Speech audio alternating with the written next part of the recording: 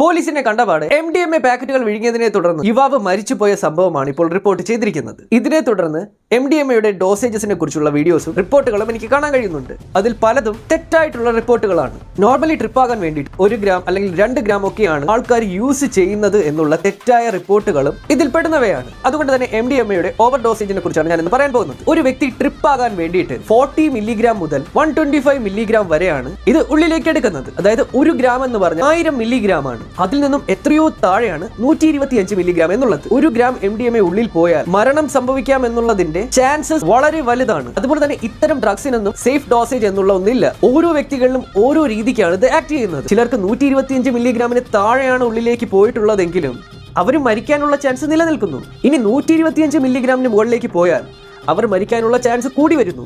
125 മില്ലിഗ്രാമിന് മുകളിലേക്ക് പോകുന്ന അവസ്ഥയിൽ ഒരു വ്യക്തി എങ്ങനെയാണ് മരണത്തിലേക്ക് പോകുന്നതെന്ന് നമുക്ക് നോക്കാം. ആദ്യത്തെ 30 മിനിറ്റിനുള്ളിൽ തന്നെ എക്സ്ട്രീം ലെവൽ ഹാപ്പിനെസ്സിലേക്ക് പോകും. പെട്ടെന്ന് തന്നെ ശരീരത്തിന്റെ താപനില ഉയരും. ഏകദേശം 40 ഡിഗ്രിക്ക് മുകളിലേക്ക് ടെമ്പറേച്ചർ ഉയരും. ഇവിടെ 28ഉം 30ഉം ഡിഗ്രിയോളം നമുക്ക് അനുഭവപ്പെടുന്ന ചൂട് എത്രമാത്രമെന്ന് നമുക്കറിയാം. അതിന് വേണ്ടിയിട്ട് നമ്മൾ ഫാൻ ഇടുന്നു, AC ഇടുന്നു, അത്തരത്തിൽ ഒരുപാട് കാര്യങ്ങൾ ചെയ്തിട്ട് പോലും നമുക്ക് വീണ്ടും ചൂട് അനുഭവപ്പെടുന്നത് നമുക്ക് മനസ്സിലാകും. ആ സമയത്താണ് 40 ഡിഗ്രി സെൽഷ്യസിന് മുകളിലേക്ക് ശരീരത്തിന്റെ ടെമ്പറേച്ചർ ഉയരുന്നത്. ഇതിന് കാരണം തലച്ചോറിന്റെ ടെമ്പറേച്ചർ നിയന്ത്രിക്കാനുള്ള കപ്പാസിറ്റി MDMA ഇല്ലാതാക്കും. വിയർത്ത് കുളിക്കാൻ തുടങ്ങും. മുഖത്തൊക്കെ വെള്ളം കോരി ഒഴിച്ച കണക്ക് ഇങ്ങനെ വിയർക്കും.